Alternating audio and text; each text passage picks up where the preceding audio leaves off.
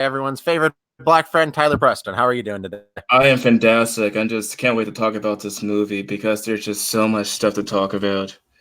Yes. And we both saw the new Joker movie, and there's a lot to talk about in this movie. This was a very deep movie that has a lot of layers to it. It's a movie that really provokes conversations. Oh yeah, it's like definitely like the darkest movie. Like I've seen the Avengers Endgame, I've seen Godzilla, I also seen John Wick, and all these movies I've seen this year, including It Part 2. This is by far the darkest I've seen. Well, the thing about this movie that I really felt is that it's not really a movie that feels like it's an origin for a comic book villain. It feels like this is where they wanted to make a movie dealing with mental illness and how somebody slowly dives into insanity, how mental illness slowly rots at them, pushes them over the edge. This movie kind of reminds me so much about that movie from the 1976. It was Taxi Driver. Yeah, it was very inspired by that movie. Yeah, that's why they even had Robert De Niro in it. Right, like apparently, like what was it? Martin Scorsese was actually confirmed to be the producer at some point, I believe. I believe so, yeah. But it's like it reminds me so much about that movie where it's just this character study about how a person just goes completely mad. And so I think they have large inspiration from that kind of movie. Yeah, and they act like this movie is all that new. We've seen movies with a really rotten main protagonist before. Yeah, like for example, I remember it was Breaking Bad, where Walter White was like from innocent to completely bad guy. So, right, or probably better would be American Psycho from the year 2000. Like Patrick Bateman, the main character of that movie, is probably the most repulsive character ever. Like, with Arthur Peck from this movie, you do sympathize with it. You never sympathize with Patrick Bateman from that movie. From beginning to end, he is just consistently one of the most loathsome, disgusting characters of all ever put to the screen. Yeah, like you want to go into the plot of the movie right now, or should we just speculate what would the answer? Absolutely. I labeled this spoiler stream, so don't feel the need to hold back on spoilers. But yeah. So apparently, like the background for the Joker in this movie is that what happened was that his mom claimed that he was the son of Bruce Wayne's dad, but it turns out that Bruce Wayne's dad actually said the opposite, that he was actually adopted, and he called him a liar. Oh my God, you're lying! How dare you! And of course, Bruce Wayne's dad actually just ended up hitting him. And also, it deals with him just transforming from, like, of course, from, I guess, a person with mental issues to complete insanity over the course of the movie. Like, the amount of stuff that makes you go just, what the fuck, is just incredible. There was this one scene, of course, where, like, the girlfriend, what happened was that she met Joker at the elevator. She did, like, the gun symbol towards the head. And of course, apparently she was supposed to be like, the love interest. But it turns out through the midsection of the movie, all of it was actually delusional. All of it was actually a dream. And so it makes you wonder just how much of the stuff in the movie that you see is actually real. Right. And back to American Psycho, it did the same thing. Like at the end of that movie, it revealed that some of the people you see him kill are still alive. So you are wondering at the end of that movie, how many people did Patrick Bateman actually kill, and how many of these killings you just saw were sick fantasies in his sick, delusional mind? Right. Another example of this mindfuckery is just a part where the friend, apparently the clown at the job that he was at, he gave him a gun. And like towards like the middle of the movie, he asked him, "What are you talking about? What gun? I did not give you a gun." And then like I think it was there. I saw that less as kind of a mindfuckery thing, and more just he doesn't want to admit that he gave this guy a gun, like he's trying to just cover his ass. That's kind of how I saw that scene.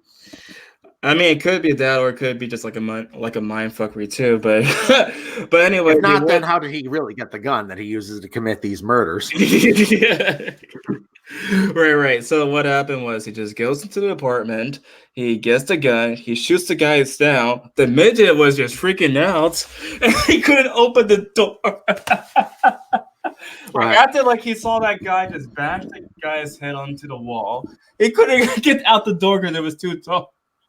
Well, he was probably just also not just that because he was paralyzed with fear, like he just didn't know what to do. He's like, this guy going to kill me next? So like, he was just kind of in a catatonic state. And imagine if somebody just straight up murdered a guy right in front of you, you'd probably be the same way. You'd be like, is he going to kill me next? What's going on? And then you got that sense with that other guy, the midget. Right. And also, there was what else that I want to bring up?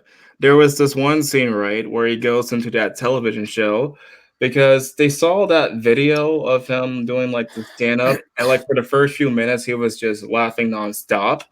And then by the time he went there, he basically confirmed that he's the Joker, and he just shot like Robert De Niro's character on live television. Right, but even though this movie's set, I don't think it says the exact year, but it's clearly set in like the 70s or early 80s or something. That kind of seems like a condemnation of today's internet culture, the way a lot of bigger sites will probably find people who are mentally ill and probably find people who accidentally did embarrassing things in front of the camera and just kind of laugh at them and make fools of them, and kind of showing the consequences of such things. Which was also very interesting, Right? commentary in today's world. Like since it was taking place in the 1970s, it was actually believable that they got the tape of him doing his stand up, and so it wouldn't need to have the internet for that to happen back then. So no, you wouldn't need the internet. Like even before the internet, that could still happen, but it wasn't. But today it's gotten worse since every asshole on the street, they all got a phone in their pockets. So anytime you slip up on street, someone's going to be recording you. You really don't really have any conception of privacy. Yeah, apparently one of the main reasons why the director of this movie did like stop doing the comedies like The Hangover and stuff was because of this cancel culture. Because apparently he thinks that the culture is too woke. He also mentioned how he's really upset that people were complaining about his movie, but not complaining about the violence levels in movies like John Wick. And he's absolutely fucking right. It makes absolutely no fucking sense that this movie was kind of ganged up on by the left in a very unfair way, because if anything, this movie's politics are center left. Like a big thing that sets Arthur on his eventual spiral into madness is the fact that his therapy sessions and the medications that he was taking to keep himself under control are just suddenly cut off, and he has no way of affording them anymore. And that eventually it implies that had he stayed on his medications, he probably would have been able to stay sane enough that he wouldn't have become the Joker. Right. There's also the fact that hold on, I'm trying to think what I'm going to say right now. But it's also the fact that besides the whole controversy about him saying the woke culture stopped making comedies because of the woke culture. Like what also happened was apparently there was like news of the FBI also spying on people's tweets. There's also the news apparently like a theater in California, they canceled the screening there. There's so much news about this movie with the controversy. This was funny. Okay, I heard that ABC News reported that one theater had a patron who apparently was drunk and was inappropriately making odd noises during some of the killing scenes, and that disturbed some theater goers. I'm reading that thinking, is every time somebody is obnoxious in a movie theater, is that going to make the national news now? Every time some asshole shines his phone in my face, now I'm going to get like a national news headline about it now? I mean, fucking break. If you wrote an article every time someone was annoying in a movie theater, anytime somebody was laughing too much, brought a baby into the theater, or was adding their own commentary, what have you, it would fill the news every time. That's weird. That happens how many times? It's not just for the Joker, though. It's like for every movie. Like every place have those people just talking over the movies. Every place have their babies and bringing their kids to. If that had happened in any other movies, all right, think of how a non-event that is. Some guy got drunk and he was obnoxiously noisy in a movie theater. That happens every fucking day, and every fucking movie that gets released, that happens somewhere in this country. So right. How is this news? Right. And then there was also, of course, like those reviews on Rotten Tomatoes. Like originally, like the movie had like what was it, at 80 or like a 70%, and now it went down to 69 because some people thought that the movie was inspired violence. It's like the video game argument again. It is. It is the same argument as the video game argument. And what's also funny is I found an article by the Franklin Graham, Billy Graham's son from the far right, making the same argument. I'm like, horseshoe theory. You have both the radical left and the religious right making the exact same fucking arguments. It's amazing how they pretty much sound the same. Just like change a few words around. Like, I remember Sargon of Akkad a few years ago. He found this site that would take quotes from ultra leftists and ones from Stormfront, this neo-Nazi website, and would blank out what race they were talking about and play them. And it was tough to guess whether this came from far leftists or from neo-Nazis. That was funny as hell. It's kind of funny you mentioned like the far leftists right now, because when I was watching that movie, apparently like the protesters that were actually supporting the Joker, they remind me so much about Antifa. Yeah, they did. But as the Joker himself says, I'm not political. I don't believe in anything. Which is very true to the character, that Joker's always kind of been motivated by a deep sense of nihilism. I don't know. Have you read Alan Moore's Killing Joke? Unfortunately, I have not read any of the comic books for Batman. I just only seen the movies. Sorry. I can't comment. There was a movie. There was a movie, an animated movie adaptation of A Killing Joke. Do you see that one? No, I only seen the live action Batman movie. Sorry. Well, I highly recommend you give the comic a read. It's a phenomenal book, and it kind of in the comic he brutalizes Commissioner Gordon's daughter, who's Batgirl. He shoots her in the stomach, which paralyzes her for life. And you see him basically going over her body and unbuttoning her, implying that he raped her. I don't know. Well, the Joker is a very, very, very bad guy. And he like snaps a bunch of photos. And this was a horrible attempt to drive her father mad, do something to him so horrible that he would eventually become as insane. And he outlines his ideology on the world, that he sees the world is a joke. And the only difference between the sane and the insane is one bad day. So he seemed like he was validating himself and his own sanity by trying to drive another man insane by doing something horrible to him. And then it goes also into his own past, and it also kind of gives him a sympathetic backstory.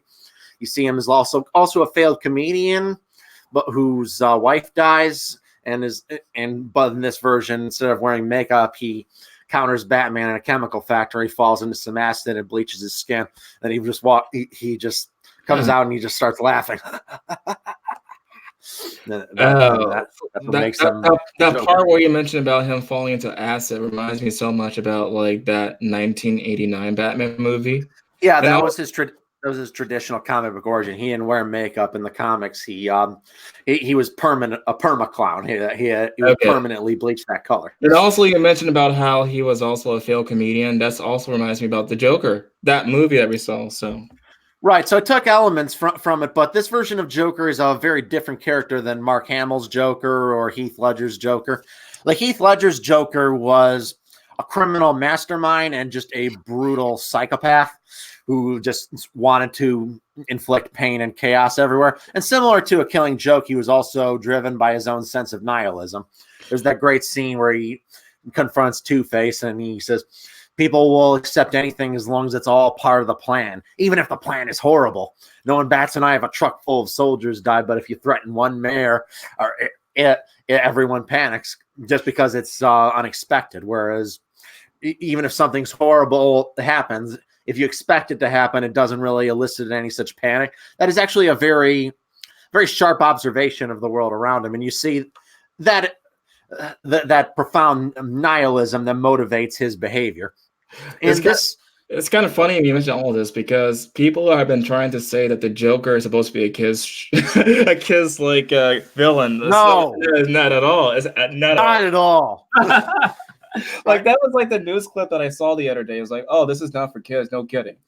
Yeah, R-rated movies, not for kids. Gee, if only they would install some kind of, rating system on movies that tells you whether they're appropriate for kids or not. If only someday we might have such a thing. I'm just blown away if someone could say something that's stupid. An R-rated movie is not for kids. Yeah. Yeah. Like Batman has never been for kids for a really, really long time, actually. I mean, there's been Batman stories for kids, even that have featured the Joker, but it's still going back several decades. There've also been stories with the Joker that are completely not for kids, and the Joker really isn't really an appropriate character for a children's show. He's a mass murdering, violent psychopath. Right. And also, let's see, we talked about that controversy with the director. There was also the controversy with the FBI. Is there any other controversy that we have not covered yet? Well, I just kind of wanted to dive into why was this movie controversial in the first place. A lot of people talked about that it would inspire incel terrorism, but which is really stupid. I can't imagine anyone, even somebody who was on edge watching this movie and being like, you know what, I want to be that guy by the end of it, because by the end of this, the Joker, he's sympathetic at times because you see all the bad things that happen to this guy. You see he didn't have to turn out this way, but would anyone really want to be this guy at the end? You just feel bad for him and feel.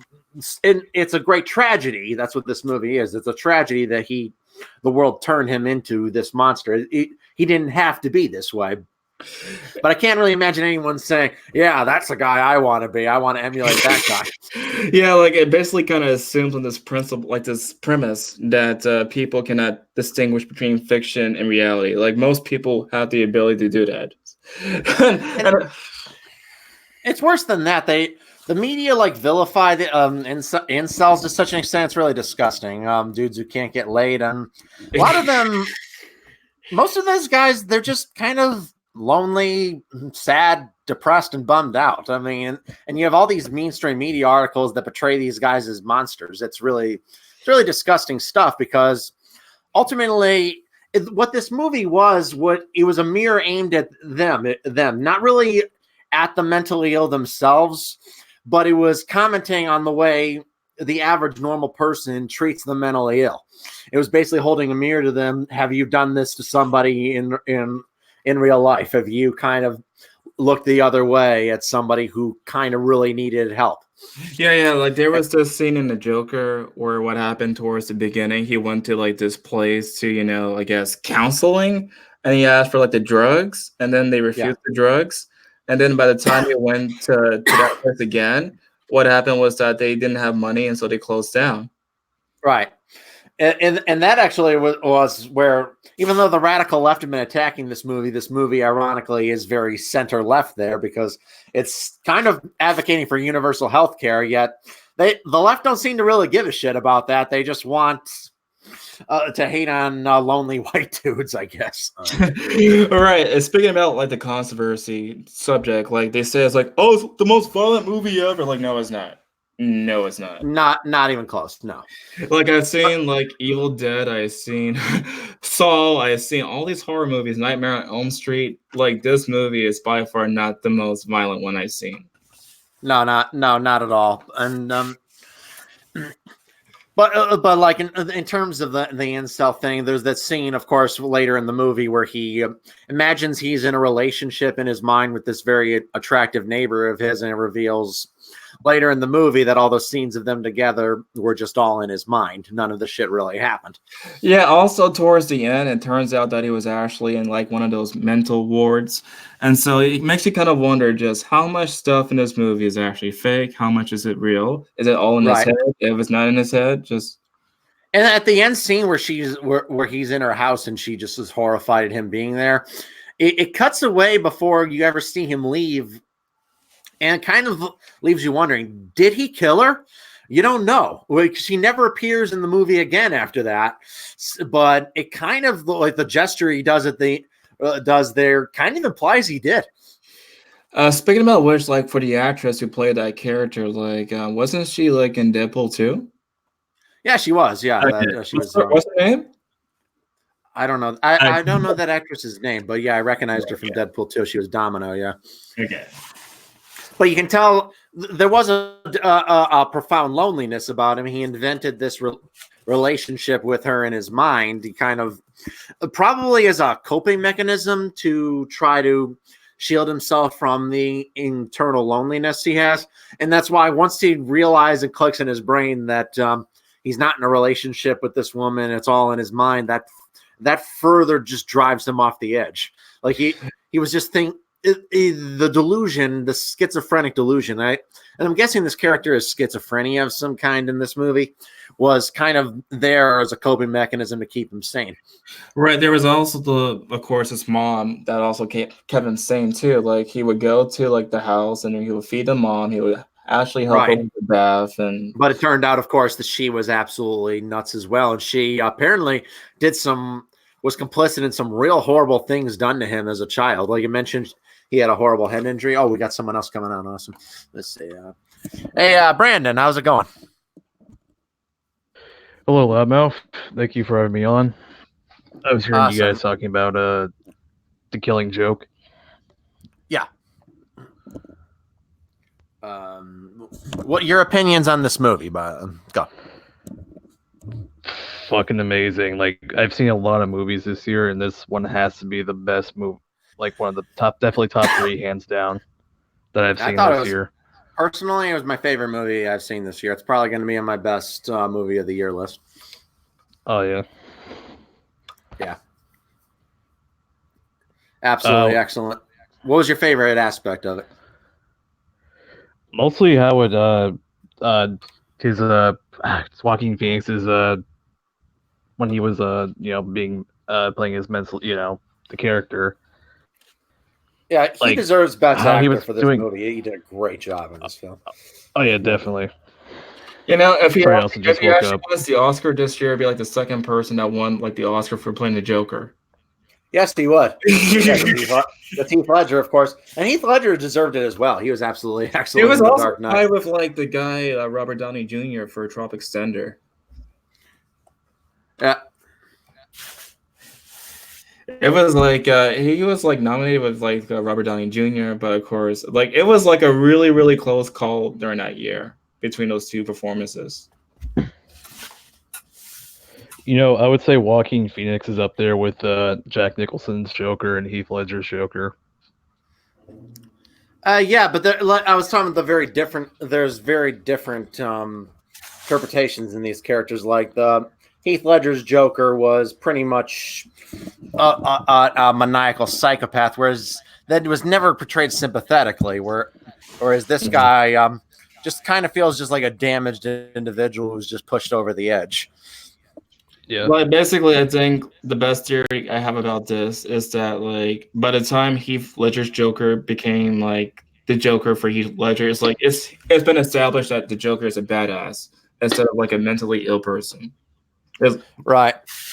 Mark Hamill's Joker from Batman the Animated Series also very similarly portrayed just kind of as a psychopath, an agent of chaos. But though he had more clownish qualities on top of it, whereas Heath Ledger's Joker was just kind of the most scary and disturbed version of the character. And whereas this was the most kind of realistic version of the Joker. Let's be honest, usually most mentally ill individuals who dress up as clowns and kill people usually aren't the super geniuses that Heath Ledger's Joker was. And neither really was Joaquin Phoenix's Joker. He kind of only gets away with his crimes for a while because out of pure luck. Yeah, that's the only thing that's like unrealistic for me for the film. Like, how could he just get away with just murdering 3 people on that subway and then some other people without anybody noticing it? Well, that's why it was set in the 70s, because there weren't like security cameras everywhere the way they are today. So it would have been possible you could just have shot somebody on a subway, and if there weren't a lot of people there, you get away with it. Not today, because there'd be security cameras everywhere. Yeah, that was like the only negative that I could possibly think about this film. Like, how could he just get away with all these murders with no camera or anything? I mean, when he did do one right on camera at the end of the show, he was immediately arrested after. Then the cops were right there. Right. But in like a subway station, there really wouldn't have been any. And it's like in later fantasy scenes with his fictional girlfriend, she's saying, kind of encouraging him along. Oh, those guys, they deserved it. Whoever shot them, like it's his sick mind justifying what he did.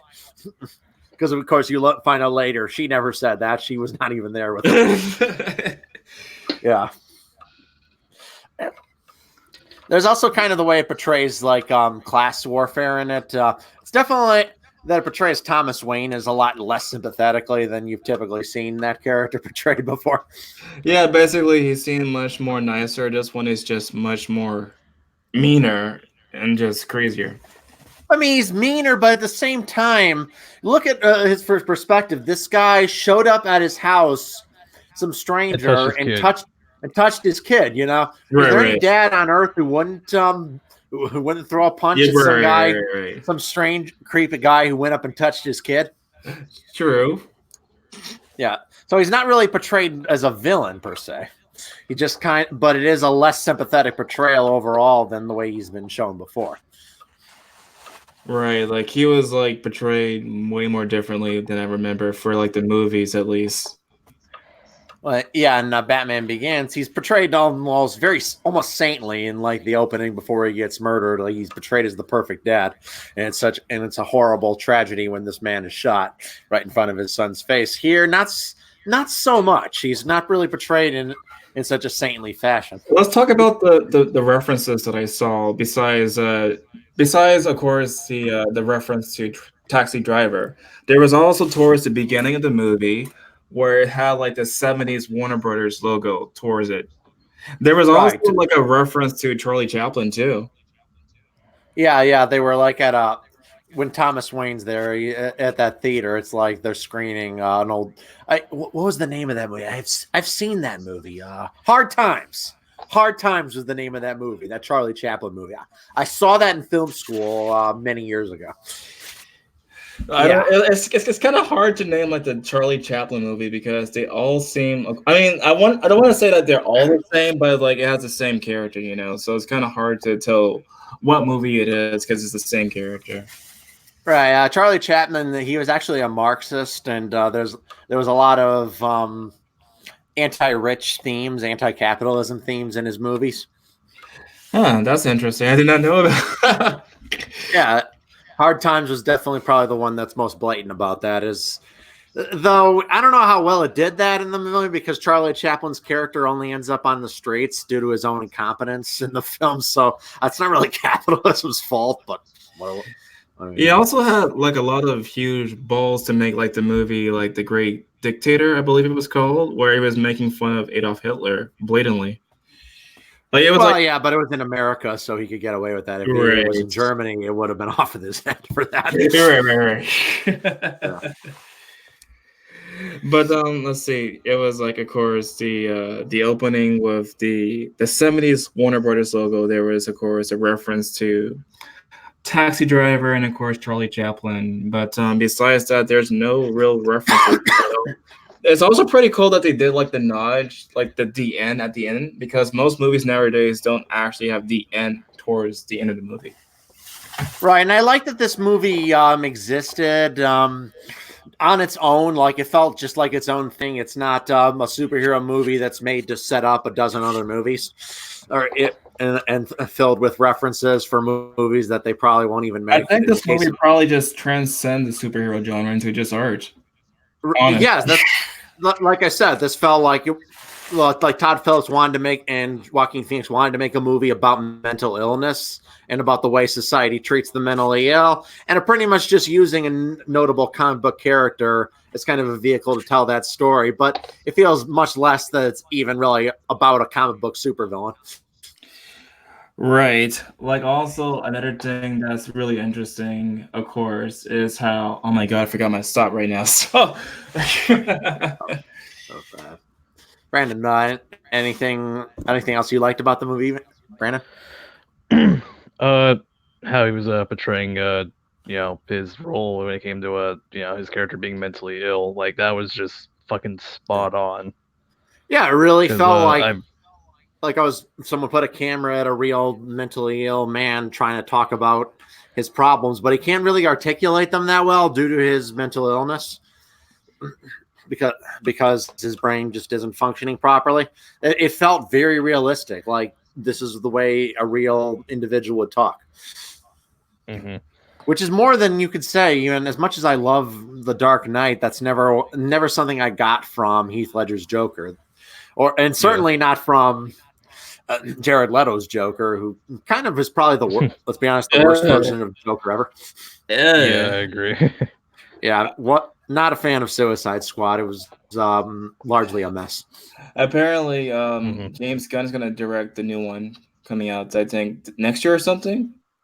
Yeah, no, I don't know if it's next year. That I saw that there was a trailer for it for Birds of Prey, and just kind of a semi follow up to Suicide Squad, and it looked really bad. Like I'm not looking forward to this movie at all. Particularly when I read some articles complaining about how problematic Harley Quinn was in her early portrayals, because the character is her mental problems were based on a real psychological disorder, hysteria it is, that causes certain women to like write love letters or seek out men they know to be dangerous.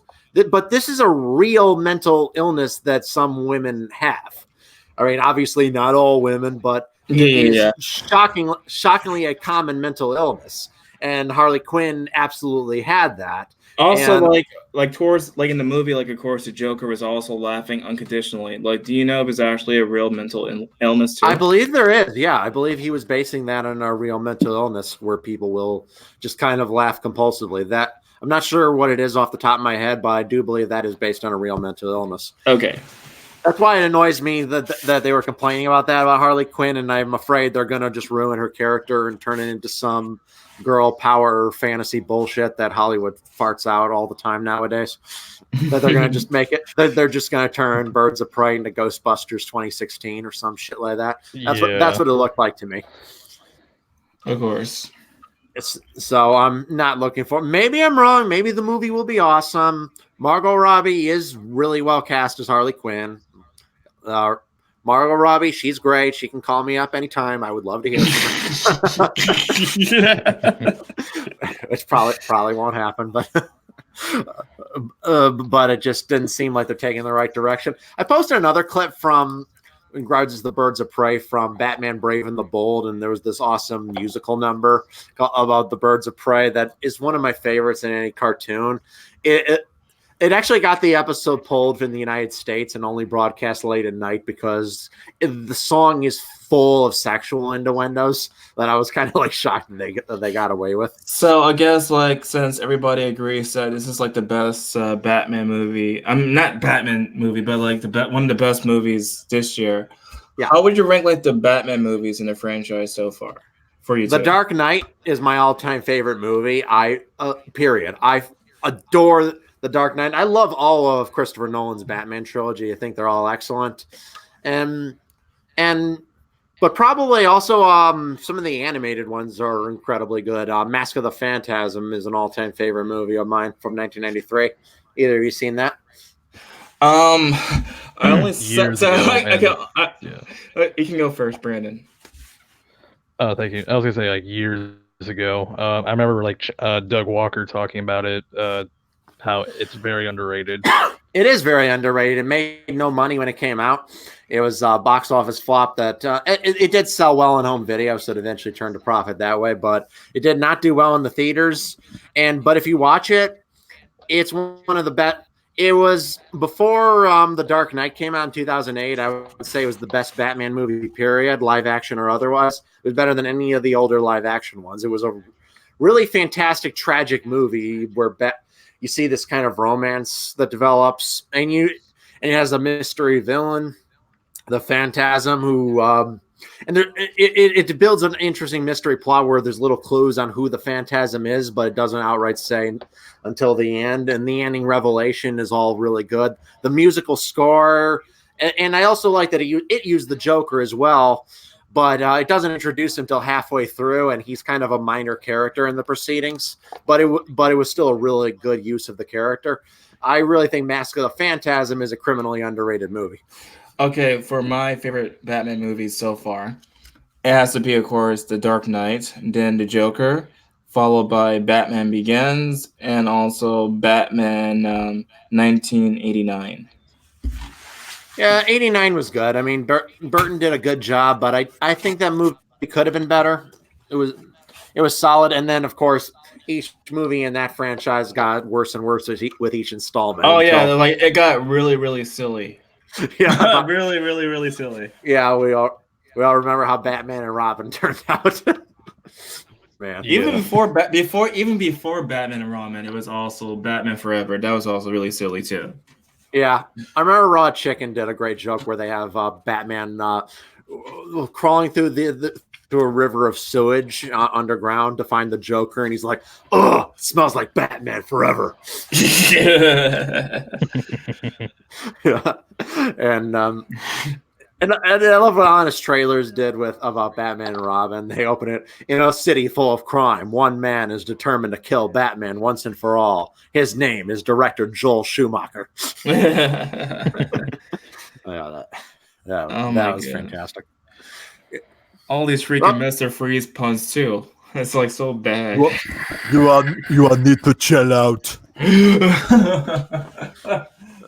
Nice to meet you. Honestly, actually, that was the best part of the movie, just because it's bad, but it's enjoyably bad. It's kind of funny. The worst part of that movie is Robin, who is the most annoying, whiny little bitch ever in that movie. All his fucking dialogue in that movie is just bitching and complaining, and at the end, you're like, "Shut the fuck up." I want a car. Take the car. How can we work together if you don't trust me? Shut up. Oh my god! But probably why Nolan didn't use it. But Brandon, what's your favorite Batman movies? Definitely the Christopher Nolan trilogy. I do like some of the animated ones, especially The Killing Joke. Like, oh my god. They kind of ruined that movie, though, because they added like this opener with 25 minutes of new content of all the Batgirl that wasn't in the comic, and it sucked, except for that. Yeah. But you're right. The part that faithfully adapted the comic was pretty good, though. I just wish they hadn't done that and just put the movie's entire budget and made it just kind of a short film. It would have been better that way. Absolutely. And another great animated one from 2001 was Batman Beyond: Return of the Joker. That was a really good one. It seems I'm missing out all these like animated Batman movies. Like, you need to catch up on them, man. Because like I heard like about the one where Batman meets the Teenage Mutant Ninja Turtles. That was a recent one. I haven't seen that one. But Return of the Joker was a spinoff of a show called Batman Beyond, which features like an elderly Bruce Wayne training the next generation of Batman. This new Batman named Terry McGinnis, who's this 17-year-old kid who kind of stumbles in and finds out he's Bruce Wayne, and eventually he's trained to be the next Batman. And it kind of has like for all these Batman animated movies. Do you know if it's actually like on YouTube or Netflix or Blu-ray DVD?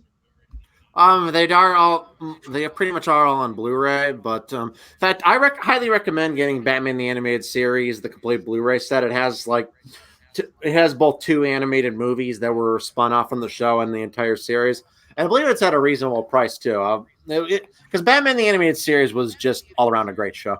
Okay. So yeah, add that to your Christmas list or whatever. Okay. I'll try to save up for that set then. Some great episodes, like it reinvented Mr. Freeze in one, Heart of Ice, and gave Mr. Freeze a really tragic. Like this Christmas is going to be super, super hard for me to save up for money. Like it's going to be like, of course, the Ultraman set's coming out this month. Then of course that Godzilla set coming out this month. Yeah. So, and now that Batman's, it's gonna be like a really, really hard time to save that much money for those three Right. cities. I'm very lucky that I don't have any kids, so I can afford to. I can afford to make frivolous purchases on myself, whereas if I had kids, I would not be able to do that. So, Right. so for all you that do have kids, sucker. I'm kidding. Having kids is awesome. I would even argue that maybe like exposing the kids to this kind of shows is actually good. Yeah, I loved them when I was a kid. They were Oh. great shows. I watched Batman. When Batman the Animated Series first premiered, I was still pretty young, so it was a little more mature for me at that age. So I kind of more fell in love with the show during reruns from like later for my years when I was case, like I grew up on like the comedy stuff, like Rocko's Modern Life, of course, Rocko's Modern Life. and of course, what was it? The Powerpuff Girls and Cat Dog, Hey Arnold. I remember all those shows. SpongeBob. What else? I can't remember all the names right now, but I've seen like most of these shows. Like I was told, When I was like like when I was a preteen, like my favorite shows were like Batman the Animated Series, and they were also had the Justice League, which was a sequel series to Batman the Animated Series and Superman the Animated Series. They were all in like one cartoon universe, and then yeah, same as stuff. The cartoons in the past are just so much better nowadays compared to like we have right now. So much. Yeah, it seems that way. Like there's been a lot of garbage. Like compare Thundercats to from 7 years ago compared to that. Did they cancel that Thundercats Go trailer? That was one of the worst things I've ever seen. It genuinely was one of the worst things I've ever seen. Someone says, love your reviews, especially Idiocracy. Well, Passy Perspective, thank you very much. I highly appreciate that. I love every one of my subscribers. But that whole Batman the Animated Series, it started a continuity of various animated shows that were all in the same universe that lasted till like 2006. They were all part of that. Like speaking about the animated shows, like do you know if they actually produce like cartoons in Japan for Batman too? Yeah, actually, there was one called Batman Gotham Knight that came out in 2008 to tie in with The Dark Knight. Okay, and it actually it was a various collection of anime shorts from Japan. And what's interesting about that one is it's set in the same universe as the Christopher Nolan Batman movies. Oh, It's the only animated Batman movie that's in direct continuity with one of the live action ones. okay. It's set between Batman Begins and The Dark Knight. It shows various encounters with some of his villains, and it references the events of Batman Begins a few times, but it's also kind of loosely connected.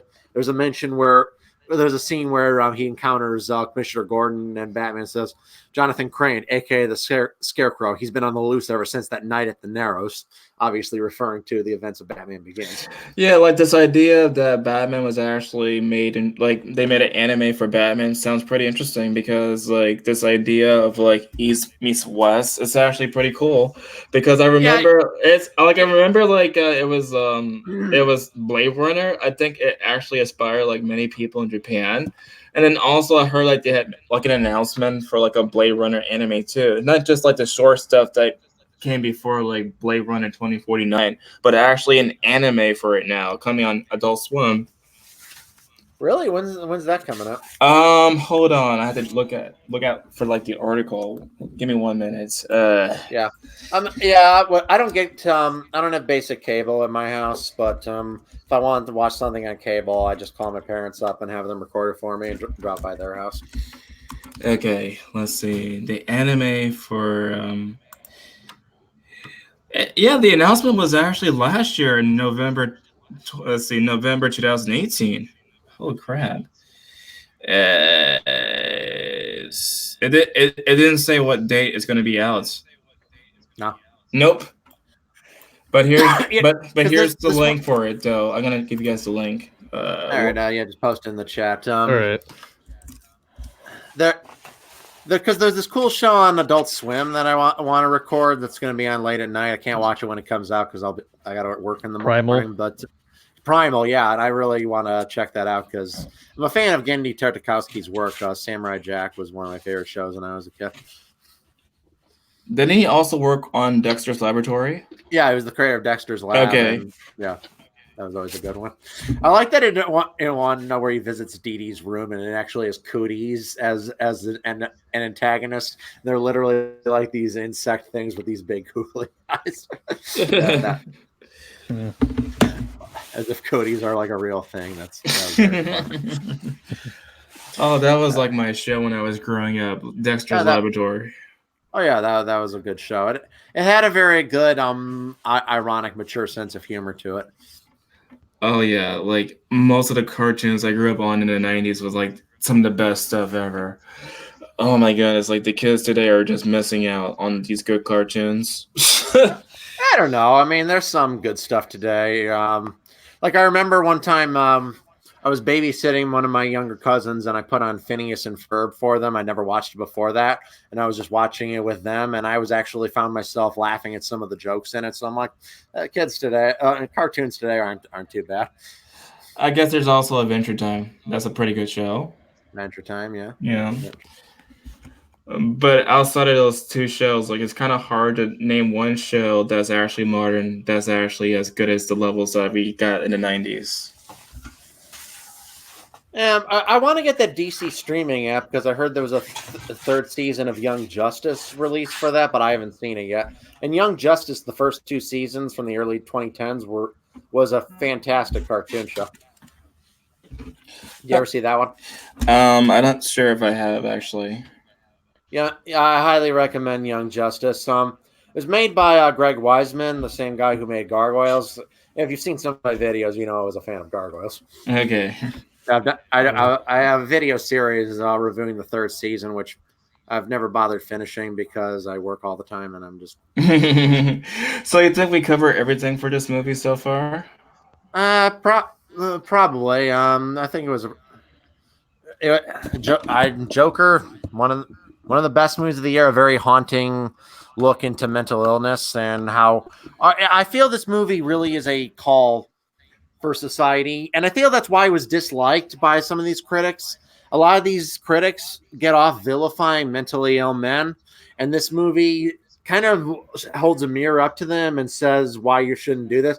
They probably, when Arthur's getting mistreated in the first half of the movie, they saw a bit of themselves in those characters, and they didn't like it.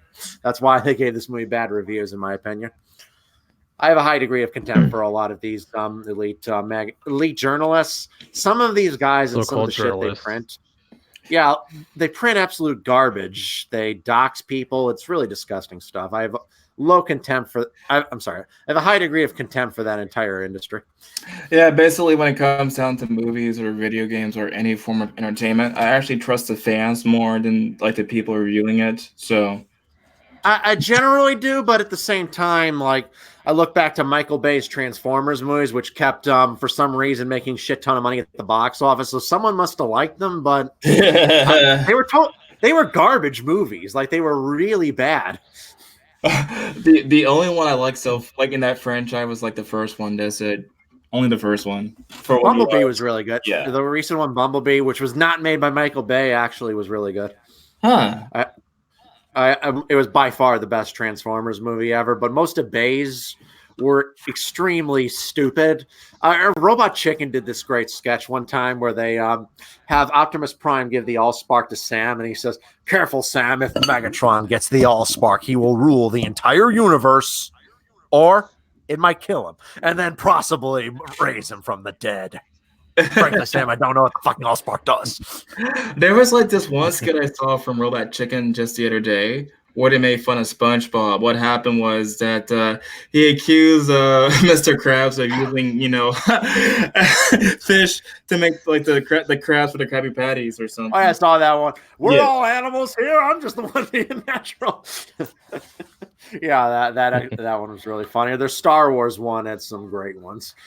What do you mean they blew up the Death Star? Oh, fuck! What do you? Who's they? What the hell is an aluminum falcon? So yeah, they've come up with some really funny shit on Robot Chicken. I would probably give this movie like a 4 out of 5. It's definitely really good. I would definitely rewatch it again when it comes on to home video. I can give this movie a 10 out of 10. I really think it's a genuinely great movie. Well, how about you, Brandon? I think about a let's say a 9.5. Yeah.